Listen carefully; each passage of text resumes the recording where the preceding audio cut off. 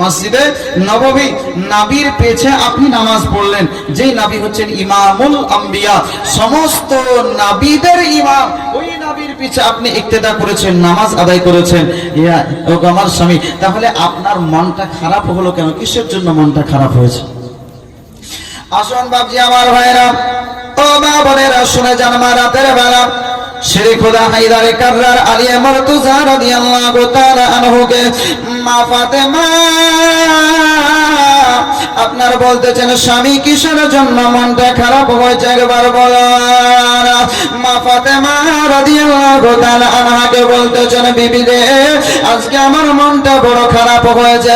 আমি যখন মসজিদে নববীতে নামাজ আদায় করলাম, জোহরের নামাজ কমপ্লিট হয়েছে। জোহরের নামাজের পরে আল্লাহ নবী সাল্লাল্লাহু আলাইহি ওয়াসাল্লামের সাহাবী উসমানে গনি রাদিয়াল্লাহু তাআলা আনহুকে দেখলাম আল্লাহ নবী সাল্লাল্লাহু আলাইহি ওয়াসাল্লাম সহ সমস্ত সাহাবীদেরকে জিয়ারত করেছেন। বলে কেমন করে? বলতেছে, বলে সমস্ত সাহাবীদেরকে জিয়ারত করে দাওয়াত করে খাইয়েছিলেন, এই জন্য আজকে আমার মনটা বড় খারাপ। মা ফাতেমা জোহরা রাদিয়াল্লাহু তাআলা আনহা বলতেছেন, স্বামী গো, আল্লাহর নবী সাল্লাল্লাহু আলাইহি ওয়াসাল্লামের সাহাবী আজকে নবী মুস্তাফাকে জিয়ারত করেছেন, সাহাবীদেরকে জিয়ারত করেছেন গো স্বামী, আজকে এটা তো বড় ভালো কথা। সবাইকে দাওয়াত করে নিজের বাড়িতে খাইয়েছেন, বড় ভালো কথা, কিন্তু আপনার মনটা কেন খারাপ এটা তো আমি বুঝতে পারলাম না। মা ফাতেমাকে বলতেছে, বলে ফাতেমা, আমি নবীর পিছে নামাজ পড়েছি, ভালো কথা, সাহাবীদেরকে ওসমানে ঘরে খাইয়েছে, এটাও ভালো কথা, আজকে আমি আলী তার বাড়িতে জিয়ারত কবুল করেছে, খেয়েছে, এটাও বড় ভালো কথা, কিন্তু ফাতেমা এই জন্য আমার মনটা খারাপ নয় রে ফাতেমা, খারাপ নয়, তবে আমার মনটা এই জন্য খারাপ, আল্লাহ পাক রব্বুল আলামিন সুবহানাহু ওয়া তাআলা যদি আমাকে অর্থ দিতেন, আমিও যদি অর্থের মালিক হতাম, আল্লাহ পাক রব্বুল আলামিন সুবহানাহু ওয়া তাআলার রাহে আমিও আলী খরচ করে আমিও সাহাবীদেরকে খাইয়ে খুশি করতাম। জোরে বলেন সুবহানাল্লাহ। আল্লাহ নবী, বিশ্ব নবী, মহানবী সাল্লাল্লাহু আলাইহি ওয়াসাল্লামের সাহাবী শেরে খোদা বলতেছেন, বলে আমিও খাওয়াতাম। উসমানে গনি কেমন করে আপনার খাইয়েছিলেন? আল্লাহ নবী সাল্লাল্লাহু আলাইহি ওয়াসাল্লামকে দেখছেন, নবী আমার বড় যেন ক্ষুধার্ত আপনার হয়েছে না, পেটে আপনার পাথর বাঁধা আছে, পেটে পাথর বাঁধা থাকা সত্ত্বেও আপনার অপরের খোঁজ নিতেন। আল্লাহ নবী সাল্লাল্লাহু আলাইহি ওয়াসাল্লাম তিনি আপনার বলতেন, শোনো রে শোনো, তোমার বাড়ির আশেপাশে পড়শিদেরকে তুমি একবার দেখে নাও, তোমার পড়শদেরকে একবার দেখো, কার বাড়িতে খাবার হয়েছে না হয় নাই একবার খোঁজটা তুমি নিয়ে নাও। যদি কারো বাড়িতে খাবার না হয়ে থাকে তার মুখে আহার তোলার জন্য তোমার বাড়ি থেকে একটু হেল্প করো, তার খাবারের ব্যবস্থা করে দাও। এ আমার দয়ার নবী, মায়ার নবী সাল্লাল্লাহু আলাইহি ওয়াসাল্লাম নিজে আপনার পেটে পাথর বেঁধে প্রত্যেকটা মানুষের বাড়ি বাড়ি আপনার দেখতেন, কার বাড়িতে খাবার হলো, কার বাড়িতে হলো না, কে খেতে পেল, কে আপনার খেতে পেল না। আল্লাহ নবী সাল্লাল্লাহু আলাইহি ওয়াসাল্লাম নিজে কষ্ট করে অপরের মুখে হাসি ফুটিয়েছেন, বলেন সুবহানাল্লাহ। দুঃখী জনের ঘরে, ও ঘরে খাই নাই কে তার সন্ধান করে, দুঃখী জনের ঘরে, ঘরে খাই নাই কে তার সন্ধান করে, পাথর বেঁধে পেটের পরে নিজের রাত কাটাইল, রহমত নেমে এলো এতিমহালে মামিনার কোলে, ও গো রহমত নেমে এলো। আরে বলো না এমন আর ওই কি বা হবে, আজ না চিনিলে চিনিবে কবে? বলা যাবে না সুবহানাল্লাহ? একটু জোরে বলবেন না সুবহানাল্লাহ? আরে বলো না এমন আর একেবা হবে, আজ না চিনিলে চিনিবে কবে? যেদিন তোমার সব হারাবে, যেদিন তোমার সব হারাবে, সেদিন কি হবে বলো, রহমত নেমে এলো এতিমহালে মামিনার কোলে, রহমত নেমে এলো। পীর পয়গম্বর যত এলো, আরে তারা কি কেউ কেঁদেছিল? পীর পয়গম্বর যত এলো, তারা কি কেউ কেঁদেছিল? হিংসা ছাড়া সত্য বলো, ইনি কেন কাঁদিল, রহমত নেমে এলো এতিমহালে মামিনার কোলে, রহমত নেমে এলো। বাবজি আমার ভাইরা শুনে যান, আমার রাতের বেলা আল্লাহ নবী সাল্লাল্লাহু আলাইহি ওয়াসাল্লাম পেটে পাথর বেঁধে সবাইকে যেমন জিজ্ঞাসা করতে, উসমান গনি রাদিয়াল্লাহু তাআলা আনহু তিনি দেখছেন আমার দয়ার নবী মায়ার নবী সাল্লাল্লাহু আলাইহি ওয়াসাল্লামের পেটে পাথর বাঁধা। উসমান তিনি জানো আমার দয়ার নবী মায়ার নবী সাল্লাল্লাহু আলাইহি ওয়াসাল্লামকে বলতেছেন, ইয়া রাসূলুল্লাহ, ইয়া হাবিবাল্লাহ, নবী গো, ও গো দয়ার নবী মায়ার নবী আমার, আজকে আমি ওসমান বলতেছি, আজকের দুপুরের সময় আপনার জিয়াফত এবং আপনার সঙ্গে আমার সাহাবী, আপনার সাহাবী যতজন নামাজ আদায় করবে ওই সমস্ত সাহাবীদের সকলের জিয়াফত একই সঙ্গে বলুন সুবহানাল্লাহ। আল্লাহ নবী সাল্লাল্লাহু তাআলা আলাইহি ওয়াসাল্লাম তিনি আপনার বলতেছেন, ওসমান তোমার জিয়াফত কবুল করলাম। আল্লাহ নবীর আপনার মনে করেন জিয়াফত কবুল করলেন, নবীর সুন্নাত হলো জিয়াফত দিলে জিয়াফত আপনার গ্রহণ করতে হবে। আল্লাহ নবী বিশ্ব নবী আলাইহিস সালাম জিয়াফত কবুল করেছেন। ওসমান গনি আপনার বাড়ি চলে গেলেন, বাড়ি যাওয়ার পরে আপনার খাবার প্রস্তুতি করতে আরম্ভ করেছেন, খাবার রেডি করতে আপনার আরম্ভ করেছেন। যখন খাবার রেডি হয়ে গেছে, জোহরের কিছুক্ষণ পূর্বে বিবি সাহেবাকে উম্মে কুলসুমকে ডাকার পরে বলতেছেন, আপনার ওসমান গনি রাদিয়াল্লাহু তাআলা আনহু বলতেছেন, বলে বিবি শোনো শোনো, আর দেরি করা যাবে না, আমাকে খুব তাড়াতাড়ি মসজিদে চলে যেতে হবে, আল্লাহ নবী সাল্লাল্লাহু আলাইহি ওয়াসাল্লামকে সঙ্গে নিয়ে আসব। আল্লাহ নবী বিশ্ব নবী সাল্লাল্লাহু আলাইহি ওয়াসাল্লামকে নিয়ে আসব। তিনার সঙ্গে যত সাহাবী রয়েছে সবাইকে আমি জিয়াফত করে রেখেছি, আজকে সকলকে আমার সঙ্গে নিয়ে আসতে হবে। উসমান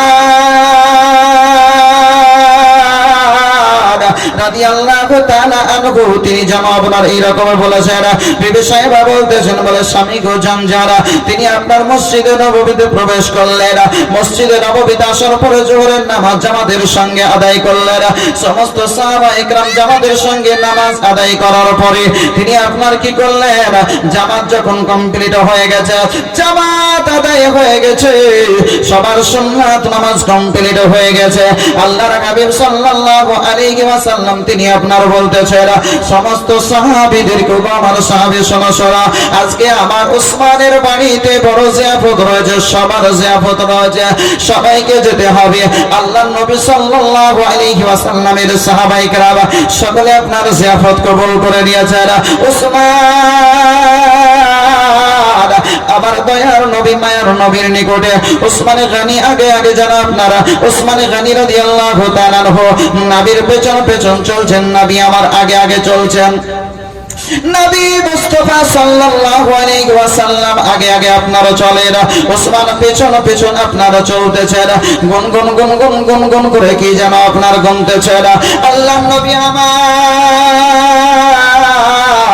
আমার উসমান গনি রাদিয়াল্লাহু তাআলা আনহুকে বলতেছেন, ওসমান বলো রে বলো, আজকে তুমি কি গুনগুন করতেছ, আজকে মনে করছে কি যেন গুনতেছ, একবার বলো তুমি কি করতেছ। আল্লাহ নবী বিশ্ব নবী সাল্লাল্লাহু আলাইহি ওয়াসাল্লাম তিনি জিজ্ঞাসা করেছেন, তার মানে এটা নয় আল্লাহ নবী সাল্লাল্লাহু আলাইহি ওয়াসাল্লাম তিনি আপনার বুঝতে পারছেন না। কোরআনের মধ্যে একাধিক জায়গায় আল্লাহ পাক রব্বুল আলামিন বলেছেন, আলিমুল গায়বি ফালা ইউযহিরু আলা গায়বিহি আহাদা ইল্লা মান ইরতাদা মির রাসূল, আমার অদৃশ্যের জ্ঞান আমি কাউকে জানাই নাই, কিন্তু আমার রাসূলদের মধ্যে যাকে ভালো লেগেছে আমার গায়েবের খবরটা আমি বলে দিয়েছি। আল্লাহ রাসূল সাল্লাল্লাহু আলাইহি সাল্লাম তিনি আপনার জমিনের উপরে চলাকালীরা জমিনের নিচে যেমন দেখতেন জমিনের উপরে একই রকমই দেখতেন, আগে যেমন দেখতেন পেছনে একই রকমই দেখতেন। জোরে বলেন সুবহানাল্লাহ। আল্লাহর নবীর দৃষ্টির মধ্যে কোন রকমের আপনার পার্থক্য হতো না। নবী আমার বলেন হাতের তালু দেখতে যেমন আমার কোনো সমস্যা হয় না, এই রকম গোটা পৃথিবীটাকে দেখতে সমস্যা হয় না। বলেন সুবহানাল্লাহ। আল্লাহ নবী বিশ্ব নবী আমার উসমান গনি রাদিয়াল্লাহু তাআলা আনহুকে তাহলে কেন জিজ্ঞেস করলেন? এ বাপজি আমার ভাইরা, আমরা সবাই আল্লাহকে বিশ্বাস করি, আল্লাহকে মান্য করি। আমাদের মধ্যে কোনো মানুষ এই রকম নাই যে আল্লাহকে বিশ্বাস করে না। সবাই আমরা এক বাক্যে আল্লাহকে বিশ্বাস করি। আল্লাহ আমার মনের কথা জানেন, এটা আমরা সবাই বিশ্বাস করি। পবিত্র কালামুল্লাহর মধ্যে একাধিক জায়গায় আল্লাহ বলেছেন ইন্নাহু আলিমুম বিজাতিস সুদূর, আল্লাহ নিশ্চয় মানুষের অন্তরের খবর আপনার বলতে পারেন। এবার যে আমার ভাইরা, আল্লাহ যদি এটাই হয় তাহলে পবিত্র সূরা তাহা উঠিয়ে দেখুন, আপনার 16 নম্বর পারা 12 নম্বর পৃষ্ঠায় আল্লাহ পাক রব্বুল আলামিন বলেছেন ওমা তিলকা বিয়ামিনিকা ইয়া মূসা, এই মূসা তোমার হাতে ওটা কি একবার বলো। বলা যাবে না সুবহানাল্লাহ? এটা জোরে বলেন। আল্লাহ পাক রব্বুল আলামিন বলেছেন এই মূসা তোমার হাতে ওটা কি, বানাওয়াটি কথা নয়। সূরা তাহা 16 নম্বর পারা 12 নম্বর পৃষ্ঠা মিডলে আছে। ওমা তিলকা বিয়ামিনিকা ইয়া মূসা, এই মূসা তোমার হাতে ওটা কি? তো আল্লাহ কি দেখতে পাচ্ছেন না যে মূসা আলাইহিস সালামের হাতে কি আছে? পাচ্ছেন না? জোরে বলেন। আল্লাহর কাছে আর করবে এইরকম কোন জিনিস আছে? কেউ আর করতে পারবে? কেউ আর করতে পারবে না। কারো শক্তি নাই যে আল্লাহর দৃষ্টি থেকে কোন জিনিসকে আর করবে।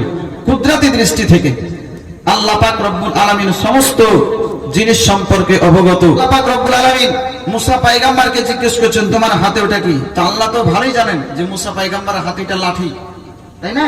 কিন্তু জানার পরে জিজ্ঞেস করছেন যে তার মুখ থেকে আমি শুনবো, তাহলে আমাকে বেশি ভালো লাগবে। জোরে বলেন সুবহানাল্লাহ। আমার বন্ধুর সঙ্গে কথোপকথন চলবে, কথা হবে, ওইটা আমি আল্লাহর বেশি খুশি হব। জোরে বলেন সুবহানাল্লাহ। তো মুসা পয়গম্বর বলছেন হিয়া আসা, এটা হলো একটা লাঠি। বলে কি করো এই দিয়ে? তো আল্লাহ কি জানে না যে মুসা আলাইহিস সালাম কি করেন এই দিয়ে?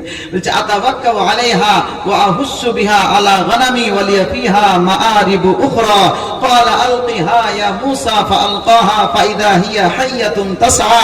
এইভাবে একের পর এক মুসা পয়গম্বর বলছেন ওগো আল্লাহ, এই লাঠি দিয়ে যখন আমার প্রয়োজন হয় তো গাছে মারি, গাছের পাতা ঝরিয়ে আমার ছাগলদেরকে খাওয়ায়। জোরে বলুন সুবহানাল্লাহ।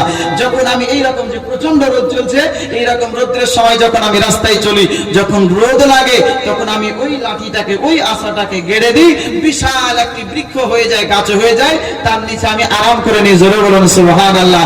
এই লাঠিটা যখন রাত্রি বেলায় আমার লাইটের প্রয়োজন হয়, টর্চ লাইটের মতন এইরকম ধরে নিই, তো আগে 10 হাত পিছে 10 হাত আলো দিতে থাকে। জোরে বলুন সুবহানাল্লাহ। আল্লাহর নবী মুসা পয়গম্বর আলাইহিস সালামকে আল্লাহ পাক রব্বুল আলামিন বলতেছেন হে মুসা আর কি করো? বলে হে পরওয়ারদিগারে আলম, এই লাঠিটা কখনো কখনো জমিনের বুকে যখন ছেড়ে দিই বিশাল আজদাহা সাফ হয়ে যায়। জোরে বলুন সুবহানাল্লাহ। বলার উদ্দেশ্য আল্লাহ এত কিছু জিজ্ঞেস করলেন, আল্লাহ কি জানছেন না? আল্লাহ তো অবশ্যই সব দেখতে পাচ্ছেন, সব জানেন, সব বুঝেন, জানার পরও জিজ্ঞেস করছেন। তার মানে কথা হবে তার মুখ থেকে আমি শুনবো। জোরে বলুন সুবহানাল্লাহ। আল্লাহ নবী বিশ্ব নবী সাল্লাল্লাহু আলাইহি ওয়াসাল্লাম আমার উসমান গনিকে বলতেছেন উসমান আজকে তুমি কি গুনগুন করে গুনতেছো একবার বলো। উসমান গনি রাদিয়াল্লাহু তাআলা আনহু তিনি আপনারা বলতেছেন ইয়া রাসূলুল্লাহ ইয়া হাবিবাল্লাহ, ওগো দয়ার নবী, মায়ার নবী আমার, আজকে আমি এটাই গুনতেছি যে আমার বাড়ি থেকে আপনি যে চলা স্টার্ট করেছেন, আপনি যে মসজিদে নববী থেকে চলা স্টার্ট করেছেন, আমার বাড়ি পর্যন্ত যে আপনি চলবেন, আপনার প্রত্যেকটা কদম কতটা কদম হবে, এই কদমগুলোকে গুনতেছি। জোরে বলেন সুবহানাল্লাহ। আল্লাহর নবী আমার উসমান গনি রাদিয়াল্লাহু তাআলা আনহুকে বলতেছেন বলে উসমান এই কদমগুলো গুনে গুনে গুনে গুনে তুমি কি করবে একবার বলো। উসমান গনি রাদিয়াল্লাহু তাআলা আনহু তিনি আপনার বলতেছেন ইয়া রাসূলুল্লাহ ইয়া হাবিবাল্লাহ, নবী গো আল্লাহ পাক রব্বুল আলামিন আমাকে অর্থ দিয়েছেন, টাকা পয়সা দিয়েছেন, ধন সম্পদের মালিক বানিয়েছেন আল্লাহ পাক রব্বুল আলামিন। যেহেতু আমাকে এত সম্পদ দিয়েছেন, আমার মনের বাসনা গো নবী, যে সমস্ত সাহাবী কালেমা পড়েছে কিন্তু গোলাম, যারা গোলামা পড়েছে ঈমান এনেছে, আল্লাহকে বিশ্বাস করেছে গো নবী, আপনাকে ভালোবেসেছে, আপনার ভালোবাসা যার অন্তরে রয়েছে, অন্তরে রাখার পর আপনাকে শুদ্ধভাবে মন ভরে সালাম দিতে পারে না, আপনার নুরানি চেহারাখানা দেখতে পাই না, ওই আল্লাহ পাক রব্বুল আলামিনের ইবাদত মন ভরে করতে পারে না। আজকে দাসিক হিসাবে আজকে কারো না কারো এরকম দাসত্ব করছে, গোলামি করছে, কারো না কারো এরকম বাড়িতে কাজ করতেছে। ইয়া রাসূলুল্লাহ, নবী গো, আমার মনের বাসনা গো নবী, আমি ওই সমস্ত গোলামগুলোকে ক্রয় করে কিনে কিনে আমি ওসমান স্বাধীন করে দিতে চাই। বলেন সুবহানাল্লাহ। ওই মসজিদে নববী থেকে ওসমানে গনির বাড়ি পর্যন্ত পায়ে হেঁটে যদি চলা যায় তাহলে কত কদম হতে পারে রে বাপজি আমার ভাইরা। আল্লাহর নবী সাল্লাল্লাহু তাআলা আলাইহি ওয়াসাল্লাম তিনি আপনার বলতেছেন, ওসমান, যখন আল্লাহ পাক রব্বুল আলামিন তোমাকে অর্থ দিয়েছে, যখন তুমি অর্থ পেয়েছো, আল্লাহ অর্থের মালিক তোমারে বানিয়েছে, আজকে সে অর্থ আল্লাহর রাস্তায় ব্যয় করো, খরচ করো, কোনো সমস্যা নাই। আল্লাহর নবী আমার, আল্লাহর নবী বিশ্ব নবী মহানবী সাল্লাল্লাহু আলাইহি ওয়াসাল্লাম এইভাবে যেন আপনার কদমগুলোকে আপনার গুনতেছেন, প্রত্যেকটা কদমগুলোকে নবীর আমার গুনতেছেন। ওসমানে গনি কদমগুলো গনে গনে গনে গনে যখন বাড়ি পৌঁছে গেছেন, বাড়িতে খাবারের আপনার ব্যবস্থা করা হয়েছে, সমস্ত সাহাবীদেরকে একত্রিত করে আপনার সুন্দরভাবে সারিবদ্ধভাবে বসে গেছেন, সবাই লাইন হয়ে বসে আছেন। আল্লাহর নবী সাল্লাল্লাহু আলাইহি ওয়াসাল্লাম খাবারের আয়োজন, আজকে ওসমানে গনি খাবারের আয়োজন করেছেন, সবার প্লেটে খাবার চলে এসেছে। আল্লাহর নবী সাল্লাল্লাহু আলাইহি ওয়াসাল্লাম বলতেছেন, বলো শোনো, এবার একই সঙ্গে বিসমিল্লাহ করো, একই সঙ্গে খাবার আরম্ভ করো। বলেন সুবহানাল্লাহ। দস্তরখানা বিছিয়ে সবাইকে একই সঙ্গে খাবার দেওয়ার পর বলছে, এবার একই সঙ্গে বিসমিল্লাহ করো। আল্লাহ নবী সাল্লাল্লাহু আলাইহি ওয়াসাল্লামের সুন্নাত, যখন আপনার এরকম খাবার হবে একই সঙ্গে, তো দস্তরখানা বিছিয়ে খাবার খাও, ওই খাবারে বরকত হবে। জোরে বলেন না সুবহান। আল্লাহ নবী, এদিকে আল্লাহ নবী বিশ্ব নবী মহানবী সাল্লাল্লাহু আলাইহি ওয়াসাল্লামের সুন্নাত একই সঙ্গে বসে দস্তরখানা বিছিয়ে একই সঙ্গে বিসমিল্লাহ করা। কিন্তু এখন তো সিস্টেম উঠে যাচ্ছে নাকি মামা, এখন নাই, প্যান্ডেল করে আপন আপন টেবিলে কার প্লেটে পড়লো না পড়লো দেখা দেখি নাই, আমি পেয়েছি মানে আমাকে খাইতে হবে না, এরকম সিস্টেম আপনাদের দেশে হয় না? এরকমই তো চলছে নাকি ইসলাম। এখন আরো একসঙ্গে বিসমিল্লাহ করার সিস্টেম নাই, উঠে গেছে। যে প্লেটে পড়লো ওই প্লেট আরম্ভ করে দিল খেতে, এখন আর দেখা দেখি না, সুন্নাত শেষ হয়ে যাচ্ছে। তারপরে দস্তরখানা নাই আছে, দস্তরখানা এখন উঠে গেছে। এখন কি বলছে? পেপার। এই পেপারটাই বলছে দস্তরখানা। পেপারটাকে বলছে দস্তরখানা মতন হবে? জোরে বলেন, হবে না। দস্তরখানাটা বিছাই কেন? আল্লাহ রাসূল সাল্লাল্লাহু আলাইহি ওয়াসাল্লামের হাদিস শুনেন, আপনি যে প্লেটে খাবার খাচ্ছেন, যে ভাতগুলো খাচ্ছেন বা যে রুটি খাচ্ছেন, প্রত্যেকটা খাবারেই যে বরকত আছে তা নাই। সিয়াইসিতার হাদিস, তিরমিজি শরীফের মধ্যে হাদিসটি বর্ণিত হয়েছে। আল্লাহ রাসূল সাল্লাল্লাহু আলাইহি ওয়াসাল্লাম তিনি বলেছেন, প্রত্যেকটা দানায় বরকত নাই, যে কোনো একটা দানাতে বরকত আছে, আর তার বদৌলতে প্রত্যেকটা খাবারই আপনার বরকতময় হয়ে যায়। যারা বলেন সুবহানাল্লাহ। যখন আপনি দস্তরখানা বিছিয়ে খাচ্ছেন না, দেখা গেল যে বরকতওয়ালা খাবারটা আপনার পড়ে গেল, তাহলে আপনার খাবারটা বরকতহীন খাবার হবে না? হবে না? বরকতহীন খাবার হয়ে গেল মানে নিচে পড়ে গেলে সেই খাবারটা তো তুলে খাওয়া খায় না। এখন যদি কোনো প্যান্ডেলে যাওয়ার পরে যে খাবারটা পড়ে গেল, খাবারটা যদি তুলে খান টেবিল থেকে, তোমাকে বলে একবারে চাষার পেটের চাষা, বলবে না? বলবে না? জীবনে কোনোদিন চোখে দেখেনি, পুড়ে যাওয়া ভাত আবার তুলে গেছে, বলবে না? বলবে না? এই তো এখন মানে সিচুয়েশন এরকম হয়ে গেছে, যদি মন চায় যে আপনি খাবো মনে করছেন, তাও খাতে পারবেন না, লজ্জায় আপনি হাত দিতে পারবেন না, এই তো পরিস্থিতি। আল্লাহ রাসূল সাল্লাল্লাহু আলাইহি ওয়াসাল্লাম তিনি বলেছেন, যদি কোনো খাবার পড়ে যায় তাহলে খাবারটাকে তুলে নাও। এই জন্যই দস্তরখানা বিছাতে হয়। দস্তরখানা বিছিয়ে খাবার খাবে, দস্তরখানাতে যদি কোনো খাবার পড়ে যায় ওই দস্তরখানা থেকে তুলে আবার খেতে হবে। এই রকম দস্তরখানাটাও হইতে হবে।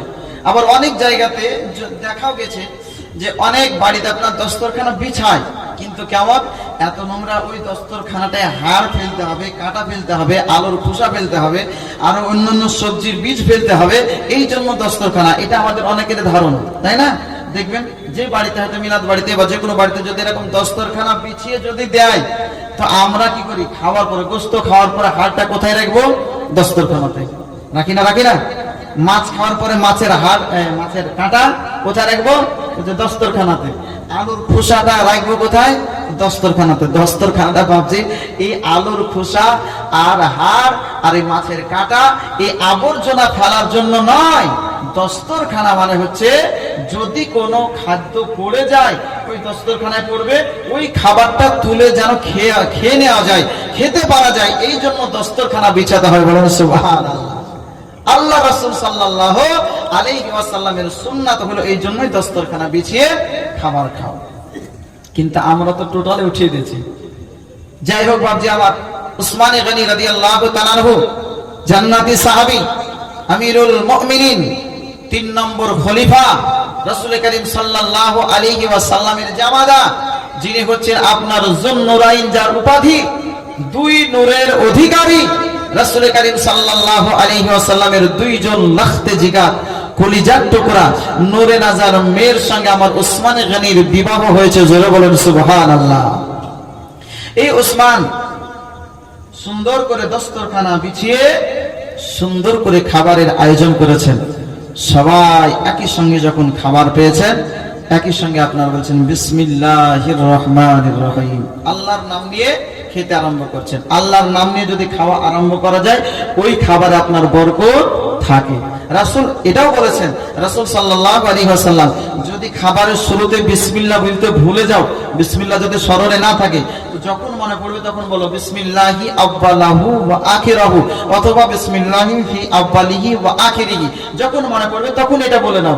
যদি মনে শেষ পর্যন্ত মনেই পড়লো না, খাবার শেষ হয়ে গেছে, আঙ্গুল চাটতে বাকি আছে, হাদিস শোনাচ্ছি আপনাদেরকে, যদি খাওয়া শেষ হয়ে গেছে, প্লেটে কোনো খাবার নাই, তখন মনে পড়লো যে আমার তো বিসমিল্লাহ বলা হয়নি, তো সঙ্গে সঙ্গে আপনি কি করেন? বিসমিল্লাহির রহমানির রহিম বলে এই আঙ্গুলকে চেটে নেন। তাহলে ওই যে বরকত চলে গিয়েছিল, যে বরকত শয়তান খেয়ে নিয়েছিল, ওই বরকত আবার আপনার কাছে ফিরে আসবে। জোরে বলেন সুবহানাল্লাহ।